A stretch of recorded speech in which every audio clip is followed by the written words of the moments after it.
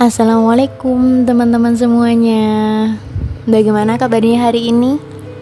Semoga kita semua selalu diberikan kesehatan ya. Amin. Sepertinya sudah cukup lama tidak membahas tentang topik-topik yang sangat dekat dengan kehidupan kita. Karena hari ini ada kesempatan, mari kita bahas salah satu topik yang menurut aku sangat dekat dengan kehidupan kita. Ada yang sudah tahu tentang apa? Iya, betul sekali. Tentang fase-fase kehilangan. Sebenarnya fase-fase kehilangan itu ada apa saja sih? Dan bagaimana respon setiap orang ketika ada di fase kehilangan tersebut? Apakah respon mereka akan sama? Atau mungkin justru akan berbeda-beda? Yuk, mari kita pahami sama-sama. Sebelum kita bahas tentang fase-fase kehilangan atau berduka, mari kita bahas dahulu sebenarnya kehilangan itu apa sih?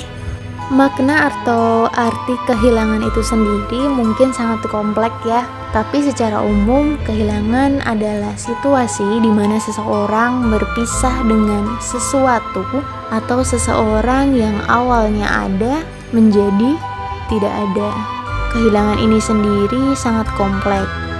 Bisa kehilangan seseorang, kehilangan benda yang sangat disayangi, kehilangan pekerjaan, atau bisa juga kehilangan kenangan yang sangat berarti dalam kehidupan kita.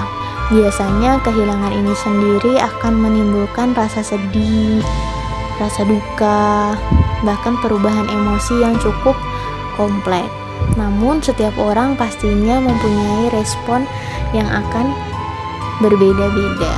Lalu fase-fase kehilangan itu ada apa saja? Teman-teman ada yang sudah tahu? Fase kehilangan yang pertama adalah denial atau penolakan.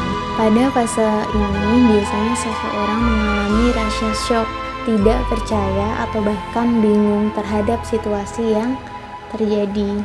Seringkali pikiran menolak untuk menerima kenyataan pahit yang terjadi, seolah-olah melindungi diri dari rasa sakit yang sudah terjadi pada seseorang tersebut. Biasanya pada fase ini seseorang itu akan berucap, ini tidak mungkin terjadi, nggak mungkin terjadi. Penolakan bukan berarti mengabaikan fakta, melainkan cara pikiran untuk memberikan waktu bagi diri sendiri agar dapat menghadapi kenyataan atau situasi yang terjadi. Fase kehilangan yang kedua adalah anger atau kemarahan. Setelah fase penolakan atau denial yang sudah mulai diterima, biasanya emosi yang cukup kompleks akan muncul pada fase kehilangan yang kedua ini. Seringkali muncul respon terhadap rasa sakit dan frustasi yang tidak tertahankan. Kemarahan itu biasanya lebih sering muncul pada fase ini. Dan kemarahan itu biasanya juga akan berespon atau bahkan dilampiaskan bisa kepada orang lain, lingkungan sekitar, atau bahkan menyakiti diri sendiri. Pada fase ini biasanya seseorang itu berucap, mengapa harus saya? Kenapa ini tidak terjadi pada orang lain saja? Kemarahan itu sendiri merupakan emosi yang cukup kuat yang kadang bisa meledak-ledak. Penting juga untuk memahami bahwa kemarahan pada situasi ini merupakan bagian alami dari seseorang dalam proses atau fase kehilangan tersebut. Fase kehilangan yang ketiga adalah bergaining atau tawar-menawar. Cukup menarik nih di fase ini. Biasanya di fase tawar-menawar ini melibatkan upaya atau usaha atau membuat janji-janji yang sebenarnya tidak mungkin terjadi.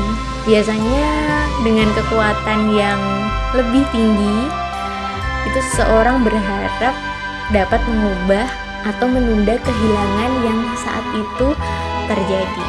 Biasanya pada fase ini seseorang sering berucap, ya Tuhan, kenapa ini terjadi pada saya? Seandainya saja saya ada pada situasi itu, pasti saya tidak akan kehilangan orang yang saya cintai tersebut. Seolah-olah pada fase ini kita bisa mengusahakan bahwa kehilangan tersebut bisa ditunda atau bahkan bisa tidak terjadi. Kembali lagi, kontrol atau situasi yang tidak terkendali itu justru akan semakin membuat fase kehilangan tersebut semakin dalam. Fase yang keempat adalah depression atau depresi. Ketika kenyataan kehilangan mulai terserap, fase depresi ini biasanya akan muncul. Tapi jangan salah, ini bukan depresi klinis ya, atau diagnosis medis dalam kejiwaan. Tahap ini biasanya ditandai dengan perasaan sedih yang mendalam, kemudian ada yang sampai putus asa, kehilangan diri sendiri, mengisolasi diri, atau penarikan diri dari lingkungan sosial, bahkan kesedihan yang sangat berlarut atau mendalam. Biasanya pada fase ini seseorang akan merasa lelah, kehilangan energi, bahkan kehilangan motivasi untuk hidup itu juga ada. Nah, biasanya di fase ini kebanyakan orang itu banyak yang memilih untuk mengakhiri hidupnya. Berarti ketika seseorang sampai benar-benar mengakhiri kehidupannya, berarti mereka tidak bisa melewati fase kehilangan atau berduka pada tahap yang keempat ini. Fase yang kelima ada fase acceptance atau penerimaan. Pada tahap penerimaan ini biasanya seseorang mulai memahami bahwa kenyataan kehilangan itu memang benar ada. Penerimaan tidak sepenuhnya dapat diterima dengan baik. Namun pada fase ini biasanya sudah mulai ada proses penyesuaian atau adaptasi terhadap kehidupan yang baru. Artinya apa? Kita sudah kehilangan, berarti kita harus beradaptasi tanpa adanya, contohnya ketika kita kehilangan seseorang tanpa adanya orang tersebut. Di fase ini kita mulai sadar dan benar-benar menerima bahwa kita ada di fase kehilangan dan kita masih punya motivasi untuk melanjutkan hidup. Pada tahap ini biasanya energi dapat mulai muncul dan fokus mulai beralih atau memikirkan masa depan, mulai membangun kembali aktivitas-aktivitas positif, kemudian mencari cara agar tidak terlalu mengenang sesuatu yang hilang sebelumnya, sehingga tidak terperangkap dalam kesedihan yang terlalu dalam. Ini merupakan fase terakhir dan pencapaian atau penyelesaian fase kehilangan atau berduka. Mungkin tidak setiap orang akan berurutan mengalami fase dari denial sampai penerimaan. Ada beberapa orang yang hanya mengalami beberapa fase dari 5 fase tersebut. Jadi kita tidak bisa menjadikan fase ini menjadi fase patokan ketika kita kehilangan seseorang maupun kehilangan suatu benda yang sangat berharga dalam kehidupan kita. Dari fase-fase kehilangan tersebut tentunya ada poin-poin penting yang dapat kita ambil dan dapat kita jadikan pedoman ketika kita ada di fase tersebut. Apa itu? Yang pertama adalah fase kehilangan itu merupakan suatu perjalanan emosional yang cukup kompleks ya, dan mungkin bisa dibilang unik bagi setiap orang. Jadi ketika kita ada di fase tersebut, apa yang harus kita ambil dan bagaimana respon yang seharusnya kita lakukan?